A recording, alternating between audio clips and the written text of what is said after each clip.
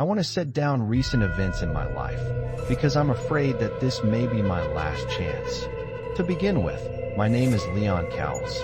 I was born in Provo, Utah, although I have lived most of my life here, in Portland, Oregon.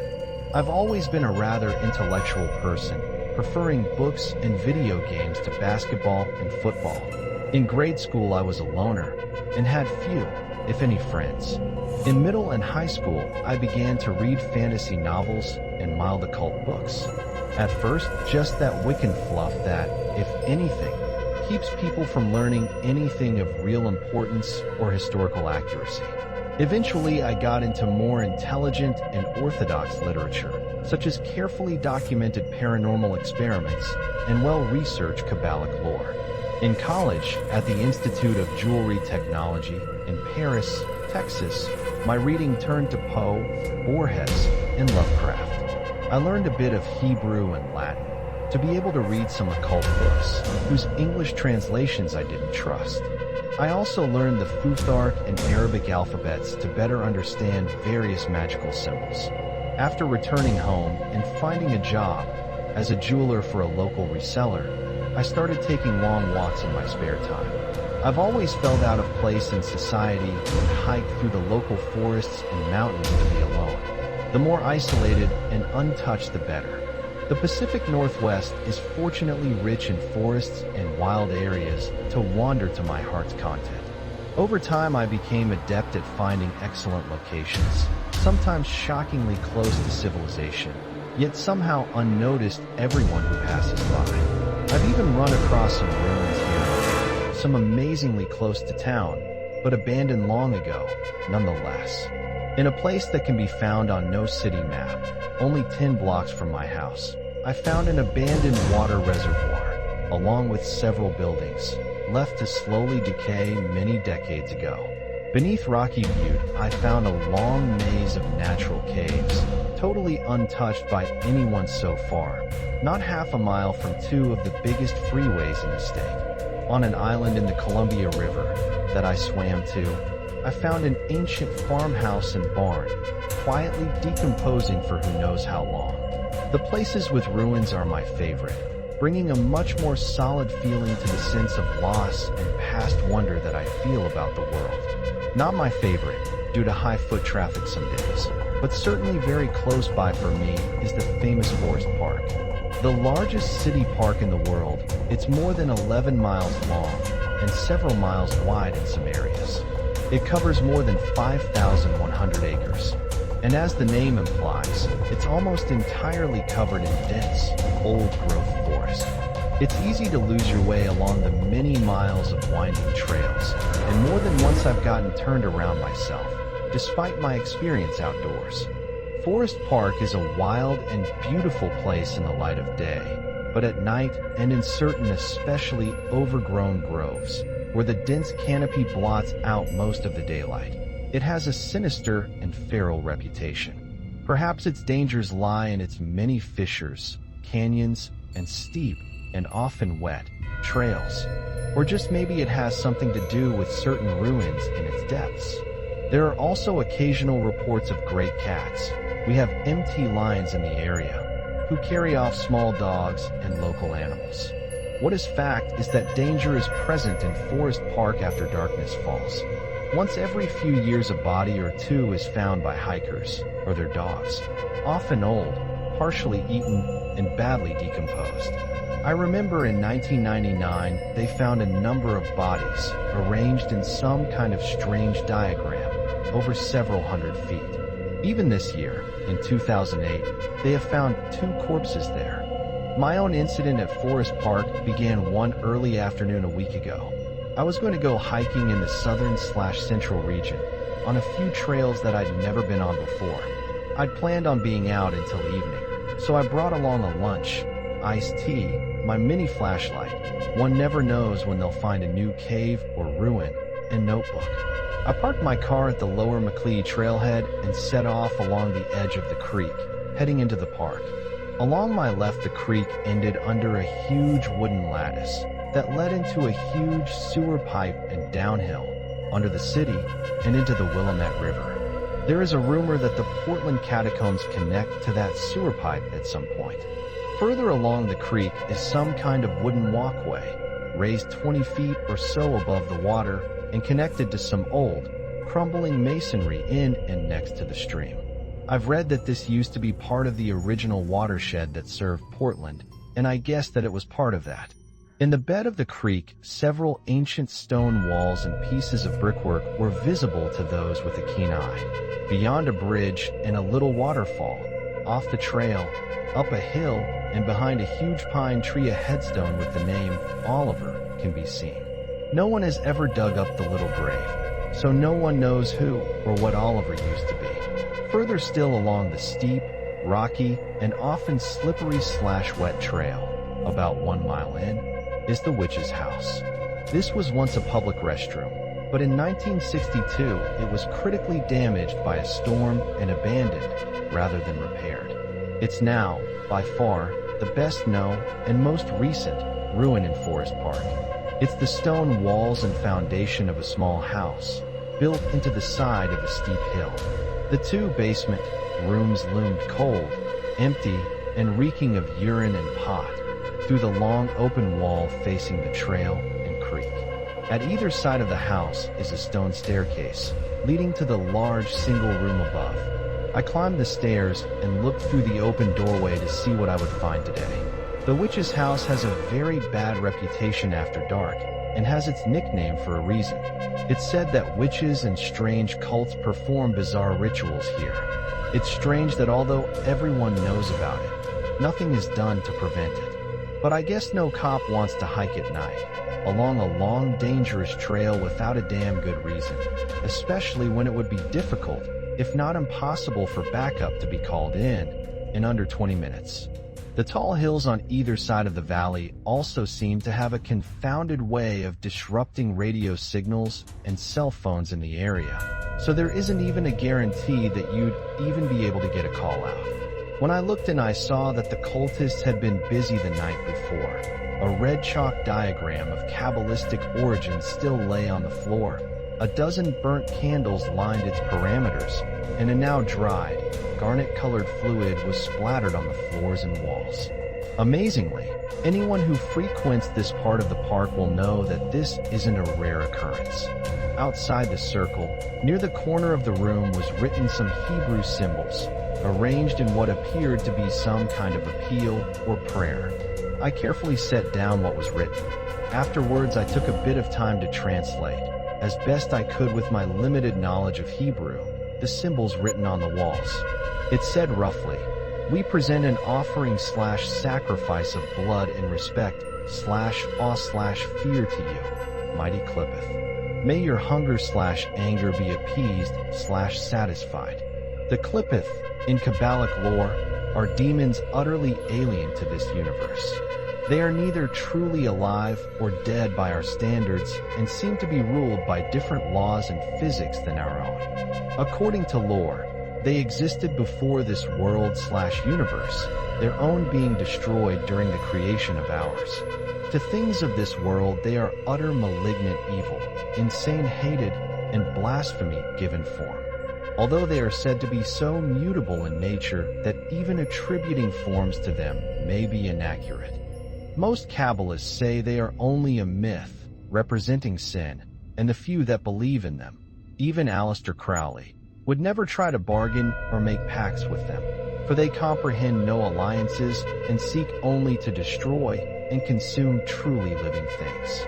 I wish now that I had taken the legends of the Clippeth more seriously, but I thought of them only as legendary monsters like dragons and jinn. After writing down that strange appeal, I continued on, up the hill and away from the strange and evil little stone house. I walked for miles, winding this way and that through the hills and forest, enjoying the quiet and solitude of the day. Eventually, I became hungry and left the trail, slipping between the bushes and undergrowth. I moved about 50 feet off the trail and into a little clearing to sit down and eat.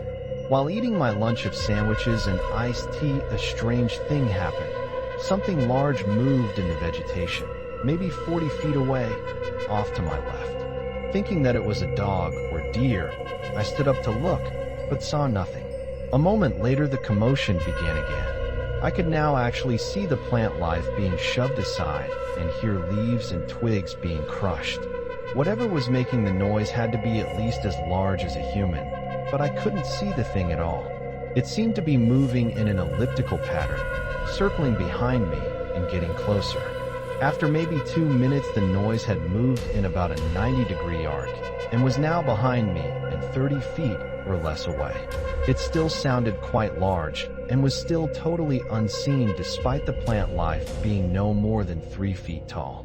At this point, I was quite alarmed and decided that I might not want to see whatever it was that was out there. I picked up my day pack and quickly moved back to the trail off into distance. An hour later, I had all but forgotten my brush with the unseen. It was starting to become dusk, although I didn't have a watch on, so I don't know the exact time. I had begun to circle around on the trails and head back toward my car.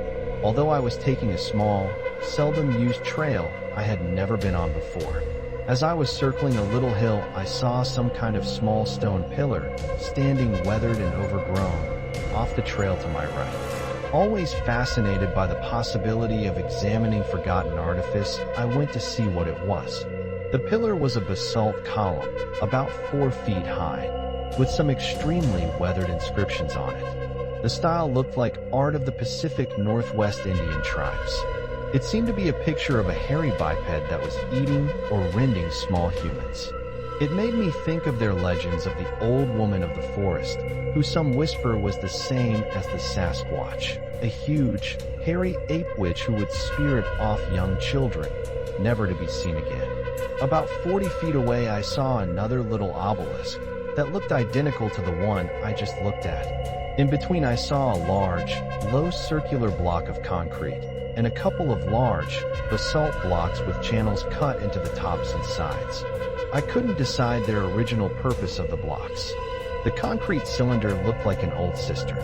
It was maybe 15 or 16 feet across, but had recently been altered. The cement plate that served as a cap and was almost a foot thick had been partially removed.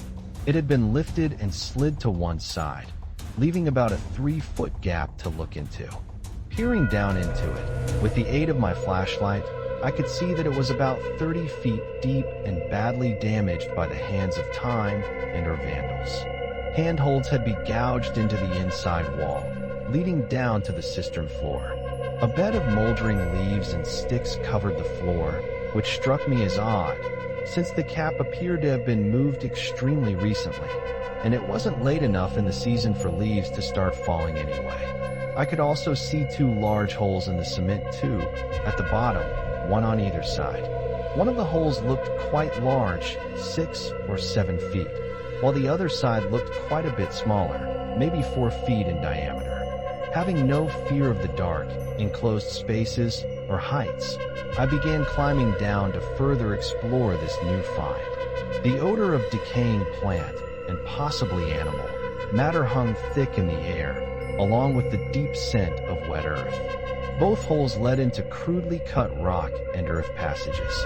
I went into the larger one first and followed it back into the hill. I'm not quite sure how long the passage was before it opened into a small chamber.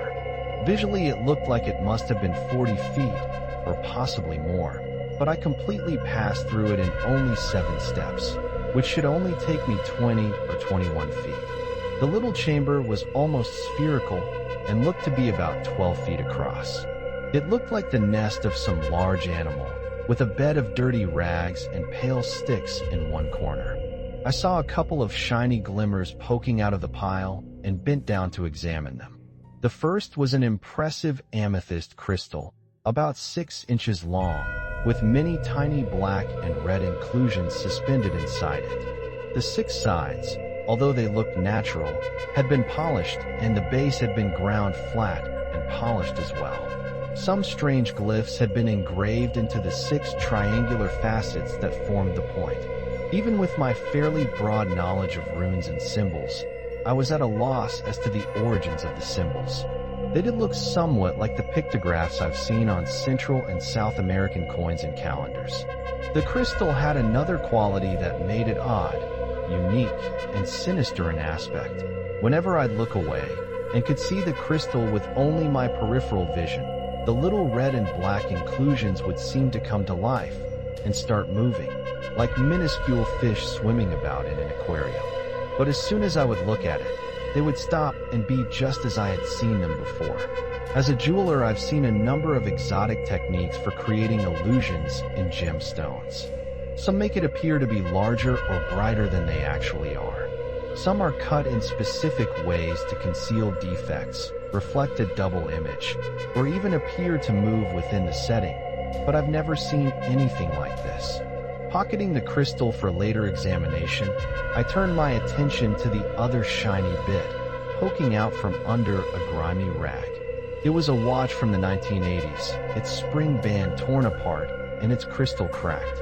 A shiver went down my spine as my gaze returned to the pile and the pale sticks.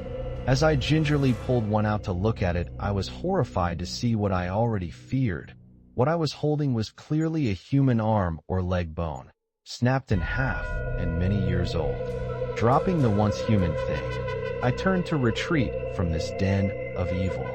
When I got back to the cistern, I looked up expecting to climb back out to safety, but was momentarily paralyzed by fear when I saw something coming into the hole from outside.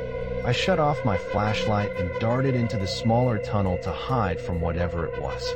It appeared to be a human figure, floating in midair and descending past the concrete lid.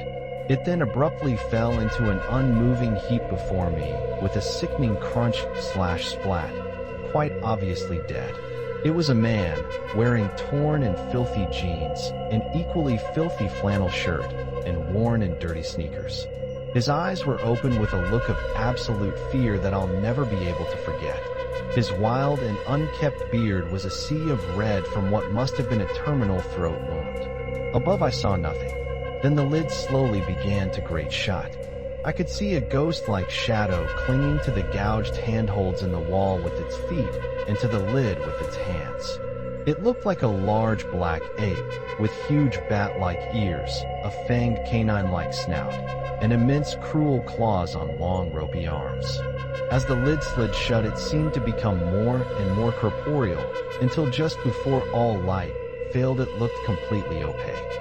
I sat still for a moment, hoping to escape its notice, when a huge weight fell invisibly before me, crushing leaves and sticks. I heard a sliding sound, like a giant rag doll being dragged around, then a nauseous crunching and slurping noise that I thankfully couldn't see. Hoping that the nightmare fiend before me was adequately distracted, I began to slowly and blindly move back into the smaller tunnel. Unfortunately, with all the rubble of the shattered cistern wall about me, I nearly slipped and had to catch myself with my hand, making a small but audible slapping sound. The crunching and slurping instantly stopped, and the giant ragdoll fell to the floor. A sniffing sound and the crunch of leaves a step closer than it had been moments ago. I knew it had found me, and my mind momentarily snapped. I would attack the unseen thing and at least not go down without a fight. I silently picked up a large rock, I think about the size of a brick, and switched on my flashlight, hoping to catch the living nightmare by surprise. The surprise was mine, though. All I saw was the discarded corpse, now even more reddened than it was before. Where was the black horror? Was it hiding in the cistern beyond my field of vision? Then another step was heard, crunching leaves and twigs, even closer to me. I saw the leaves stir but couldn't see the monster. Unable to understand where it was or how to fight it, I threw my stone missile with all the strength and fury of my adrenaline-flushed body. All at once, the rock struck the air and deflected off to the side. A small spray of foul black fluid fell to the ground, and an unearthly scream of pain and rage began not 10 feet in front of me. I turned and ran. As I turned to retreat, I saw, from the edge of the flashlight's illumination, a huge ghostly ape clutching its face with a giant feral paw. I fled as fast as I could to wherever the tunnel led. My attack momentarily stunned the thing. I think, and it was unable to maneuver its huge bulk through the small tunnel as quickly as I could. The tunnel wound about and descended over a huge distance, miles I think. It eventually broke through another concrete wall and into a wide drainage sewer, one side definitely ascending and the other descending. I could no longer hear the black fiend behind me, but I wasn't going to take chances. I pulled off my day pack, taking only my notebook, and tossed it down the sewer in the descending direction, just at the edge of the water. I hoped this might mislead the phantom ape and buy me a bit more time, should it reach the wider sewer before I was able to find a way out. I ran off in the opposite direction, taking care to step only in the water to help conceal my scent. The sewer tunnel was about 7 feet in diameter, with water flowing in a channel along the bottom. The water looked fairly clear and clean, except for the occasional leaf of two. Little salamanders and crayfish scuttled out of my path as I went, making me pretty sure I was in the sewer below the McLeod trailhead. After maybe a quarter of a mile, I began to see a lighter patch in the darkness. Another minute, and I was at the sewer mouth, under the giant wooden lattice I had seen earlier that day. Night had come to the overgrown valley while I was trapped underground. Except for the gurgling of the little creek, all the world seemed as still and quiet as a grave. Fortunately, escape was possible for me through the wooden wall. Near the middle of the lattice, just above the level of the water, a large rock was wedged between two of the beams. I was easily able to squeeze through this slightly enlarged gap, being both thin and flexible. Now I was only 1,000 feet from my car. I climbed the lattice back up to the trail, now exhausted, and kept moving as quickly as I could toward my goal. My pants were ripped in several places and my hands were covered in scratches from the speed of my desperate flight, but I was at least alive. I climbed back into my car, drove home, and collapsed into a deep, dreamless sleep. Somehow I sleep better when under stress. I don't know why, but I do. I thought I was safe. I thought that the nightmare was behind me. A week later, and I was starting to feel better. In the meantime, I had done some reading and research. I have decided that the thing I saw was a Clipith. Ruled by the laws of an extinct universe, it seems that it reacts to light differently, being visible in darkness rather than light. If those Indian columns are any indication of how long it's been around, then I would guess that it's probably unaging and may not even be able to be killed at all. However, I'm sure that something as vile and violent as that isn't around and active all the time, or the body count would be in the hundreds each year. Perhaps it can only be alive at certain times or under certain astrological conditions. I don't know. The amethyst baffles me. I can't be sure what connection it has to that Clipith horror. It may be the thing that binds it to this world, like a golem's phylactery. But it's not over. Earlier today, when I was looking into my backyard, I saw the bushes being moved through and something stirring the fallen leaves on the grass. I watched carefully and know that it was no mere wind or neighborhood cat. I know it has come for me, or the crystal, or both. I smashed the crystal moments before I started writing this. Now all I can do is wait and see what happens.